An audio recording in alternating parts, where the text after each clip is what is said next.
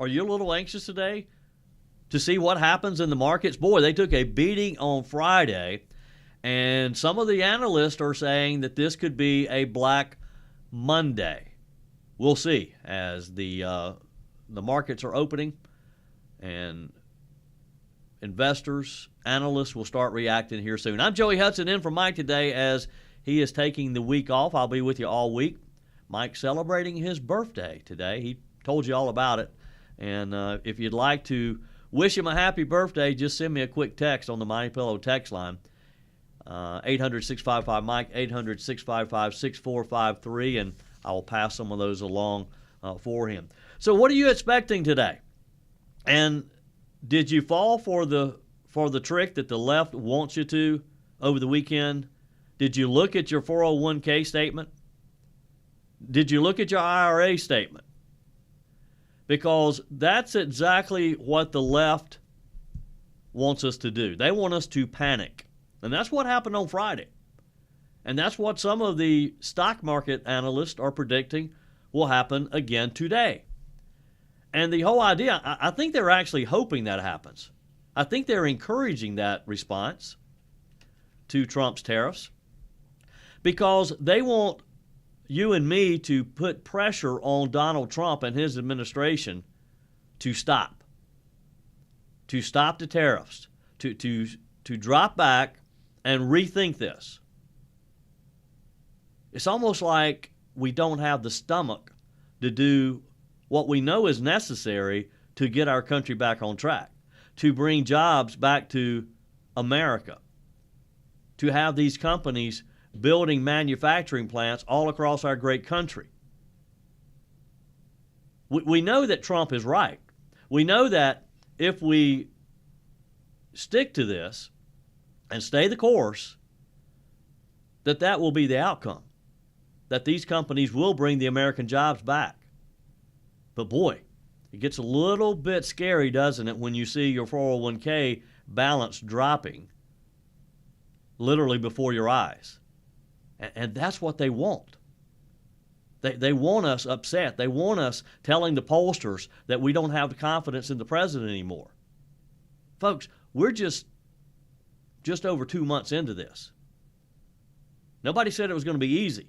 President Trump, reacting to some questions on Air Force One as he was returning to the nation's capital over the weekend, used the analogy that, sometimes you have to take corrective measures. Sometimes you have to take medicine to get better in cut number one. Is there pain in the market? At some point, you're unwilling to tolerate this idea of a Trump put. Is there a threshold? I think your question is so stupid. I think it's I don't want anything to go down. But sometimes you have to take medicine to fix something. And we have such a horrible, we have been treated so badly by other countries because we had stupid leadership that allowed this to happen. They took our businesses, they took our money, they took our jobs, they moved it to Mexico, they moved it to Canada, they moved a lot of it to China, and it's not sustainable. We're not going to do it. Now we have hundreds of billions of dollars is pouring into our country on a monthly basis. It's pouring, it's already started because they put tariffs on. And eventually it's going to straighten out and our country will be solid and strong again. And he's right. Sometimes you do have to take medicine. Sometimes it doesn't taste very good. But you have to take corrective action to correct a wrong that has happened. And that's what Donald Trump is doing. And look, he is the author of The Art of the Deal. Go back and read it. If you don't have a copy, find a copy somewhere on eBay or somewhere. Because we have to trust the president to do what we elected him to do and not have the knee-jerk reaction that so many people have had over the weekend after Friday. And it's almost like they're just hoping it happens again today, that we will have this Black Monday that so many analysts are predicting. It's kind of interesting, some of the people who were out on the front taking the lead on this narrative. CNBC host and market commentator Jim Cramer, for one. He was sort of leading the doom and gloom message over the weekend. He warned that America is in store for what he called another Black Monday. He is equating it to potentially being as bad as what we saw back in 1987 when the market just plunged. Now, what you have to remember is we recovered from that.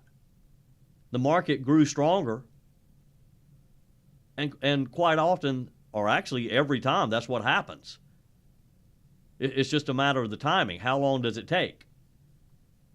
So Jim Cramer, and by the way, Cramer has the reputation of if he tells you to buy something, sell it. If he tells you to sell it, buy it. He's really not that good when it comes to predicting stocks. In fact, there's a fund that is set up to counteract his recommendations. So in other words, if you invest in this fund, it's going to do the opposite of what Cramer suggests.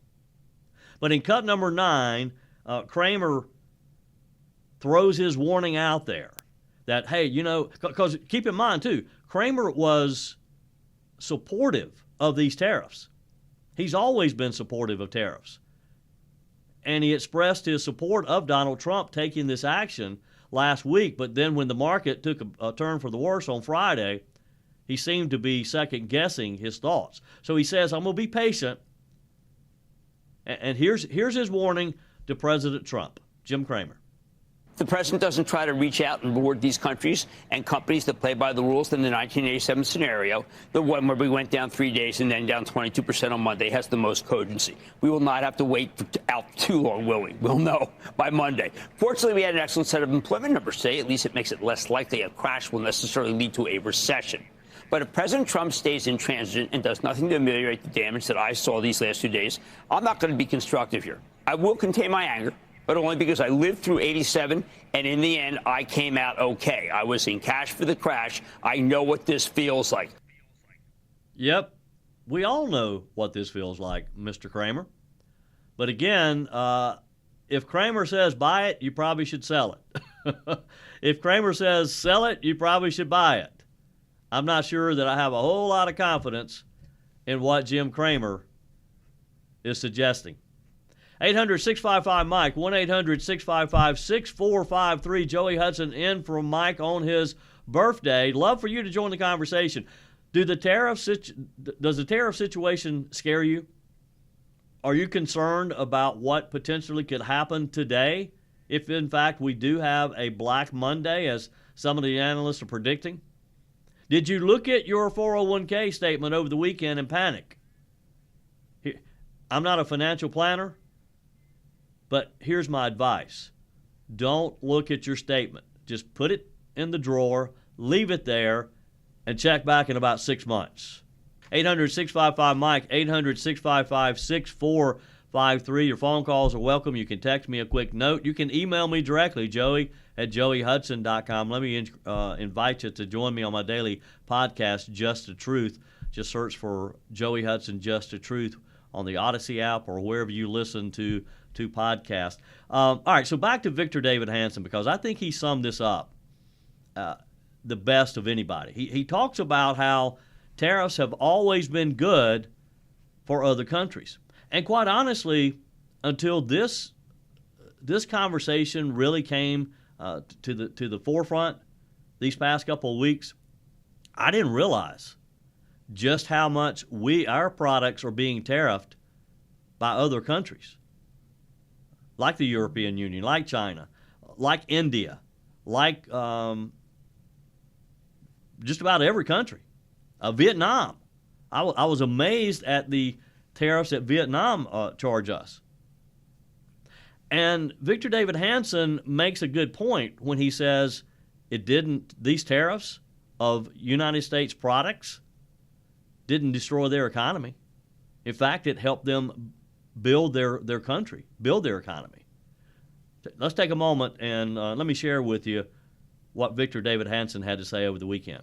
Donald Trump announced Liberation Day. By that he meant we were going to be liberated from asymmetrical tariffs of the last 50 years. And yet the world seemed to erupt in anger. It was very strange, which brings up another question. Are our tariffs really tariffs? That is, were they preemptive? Were they punitive? No, they're almost leveled on autopilot. Whatever a particular country tariffs us, we reciprocate. In other words, it's their choice, not ours. China has prohibitive tariffs. So does Vietnam. So does Mexico. So does Europe. So do a lot of countries. If tariffs are so destructive of their economies, why is China booming? How is the EU even functioning? I thought tariffs destroyed an economy, but they seem to like them. Why would you get angry at the person who is reacting to the asymmetrical tariff and not the people who inaugurated the tariff? It's sort of like Ukraine and Russia. Russia invaded Ukraine. Do we blame Ukraine for defending itself and trying to reciprocate? No, we don't. Victor Davis Hanson, I think I said David a minute ago, Victor Davis Hanson, he makes a good point, doesn't he? And in his column, he expands on that, and he talks about the fact that, for example, he uses Canada.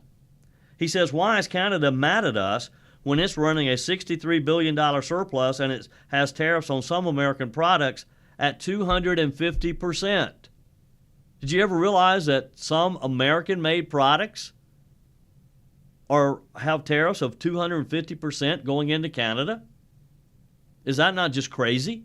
And then they're upset with us because we're looking to start tariffs on their products? But again, it's not about the tariffs. Not about the tariffs at all. It's about rebuilding our manufacturing. It's about bringing back good paying jobs for Americans. It's about quality. It's about getting better products. We've gotten so accustomed to the cheap China-made products. We may pay a little more. But by doing so, we're going to get a better product. We're going to provide good paying American jobs to our fellow citizens.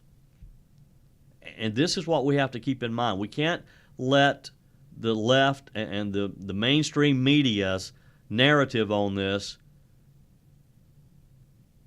get us into a panic situation to where we start selling off our stock in our 401ks.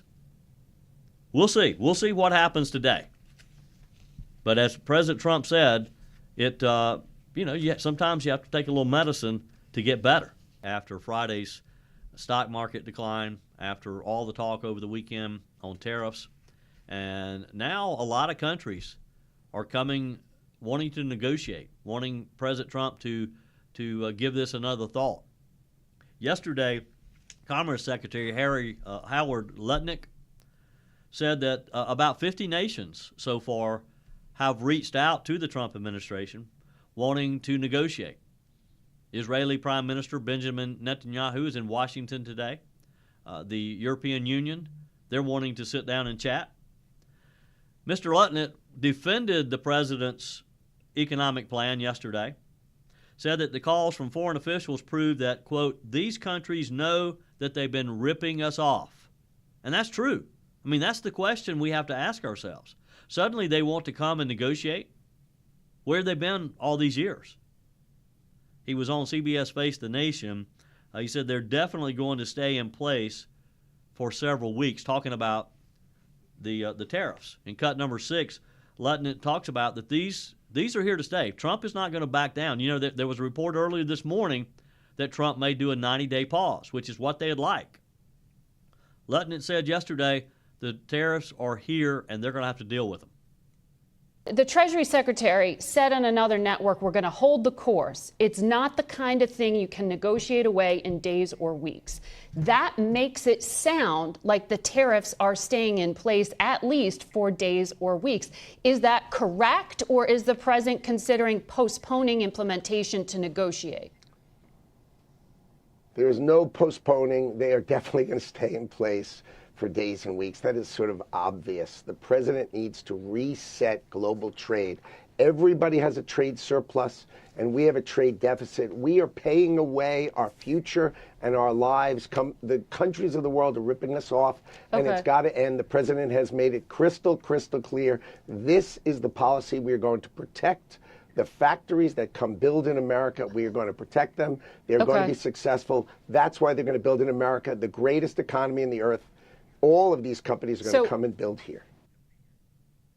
And that's the whole point, right?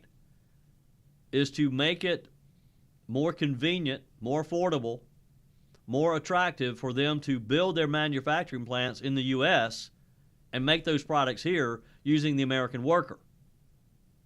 It's not necessarily about collecting that tariff, although that's going to be nice to put into our treasury. But the idea is to bring it back home. Bring these jobs and these manufacturing plants back home. Lutnick talked about countries like Vietnam. He said the Vietnamese Deputy Prime Minister, Tran Son, met with U.S. officials yesterday to request a delay of the tariffs and said that they're open to negotiations. They're suggesting that they go to a 0-0 tariff, meaning they won't charge us anything, we don't charge them anything. Listen to this, though. Vietnam is the 6th largest exporter to the U.S., and it's set to get a 46% tariff under Trump's plan. For all these years, they have been charging us a tariff with no talks about doing this 0-0 deal. Suddenly it is it's a good idea. Suddenly they think maybe that they should be fair with us. Why did they make this decision now? Because they've been ripping us off for years now. For 50 plus years, a lot of these countries have been they've been laughing at us, really. You think about it. They charge us these tariffs. We don't say anything about it. Now Trump's saying something about it, and everybody's standing on their heads. 800-655-MIKE, 800-655-6453. Rich is in Charlotte, North Carolina, just up the road from me. Welcome, Rich. You're on the Mike Gallagher Show. Nice to be on, Joey. Thank you. I just can't understand how ridiculous. This is day 7, if you count the weekend, of something that hasn't even transferred anything to anybody yet. It doesn't make any sense that everybody's acting all crazy about what is an obvious common sense policy. It doesn't make sense, does it? I mean, does it make sense that our markets responded the way they did on Friday? I mean, just a knee-jerk reaction. Appears they're doing it again today. Look, everybody just take a deep breath and think about what this could do for our country. Think about the jobs that this could bring back to our country. Friday was day 3. Yes. I mean, it's silly. Anyhow, that's all I want to say. And look, Rich, the other thing, too, is we saw thousands of people. There were over 1,200 protests across the country over the weekend on Saturday, the hands-off protest, and we're just over 2 months into the Trump administration. Just over 2 months, and they're already protesting. I know. All these things make perfect sense. Just one more real quick thing. If 66% of the staff are at a negotiation, how does that make sense? How can we think that that's okay? 66% of the people are negotiating their contract. Anyhow, all the stuff that Trump's doing, I can't imagine that even in the back of someone's mind, the protesters or whatever, they have to see that these make sense, what he's doing. It's crazy. Yeah. How can you object to uncovering abuse in our government? How can you object to that when it's going to save everybody money? I can't figure it out. I mean, I guess Orange Man Bad is more ridiculous than we thought. Hey, Rich, study it a little more, and if you come up with a resolution, email me, okay? Let me know what you come up with. I know. All right, Rich. Have a great day. 800-655-6453. You can email me, joey@joeyhudson.com. You know, one of the things on NBC Meet the Press yesterday, Secretary of Treasury Secretary Bessent was asked by Kristen Welker if the large drop in the stock market, this is in cut number 3, was part of Trump's plan? Was this something that they had expected? Let's start with the market reaction to President Trump's announcement of his tariffs. As I just laid out at the top of the program, the markets lost more than $6 trillion in value. Was this disruption always part of the plan, Mr. Secretary? Look, Chris, markets are organic, the animals, and you never know what the reaction's going to be. One thing that I can tell you as the Treasury Secretary, what I've been very impressed with is the market infrastructure, that we had record volume on Friday, and everything is working very smoothly, so the American people, they can be very take great comfort in that. And in terms of the market reaction, look, we get these short-term market reactions from time to time. The market consistently underestimates Donald Trump. I remember that in 2016, the night President Trump won, the market crashed. And it turned out he was going to be the most pro-business president in over a century, maybe in the history of the country. And we went on to and we saw what happened in 2016. We're going to see it again. We got to hold the course, be strong. Joey Hudson in for Mike.